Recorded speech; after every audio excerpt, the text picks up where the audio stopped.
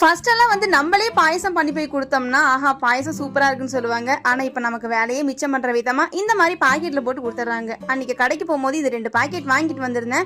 நானும் இப்பதான் இதை ஃபர்ஸ்ட் டைம் பண்றேன் அப்படிங்கறனால அப்படியே உங்ககிட்டயும் காமிச்சிடலாம்னு சொல்லிட்டு அந்த ஒரு பாக்கெட்ல மட்டும் தான் இன்னைக்கு செய்ய போறேங்கனால ஓபன் பண்ணி பார்த்தோம்னா ரோஸ்ட் பண்ணி வச்சிருந்தேன் இந்த சேமியா, அப்புறம் கொஞ்சம் முந்திரி, இந்த சுகர்லாம் நல்லா அரைச்சிருந்தாங்க.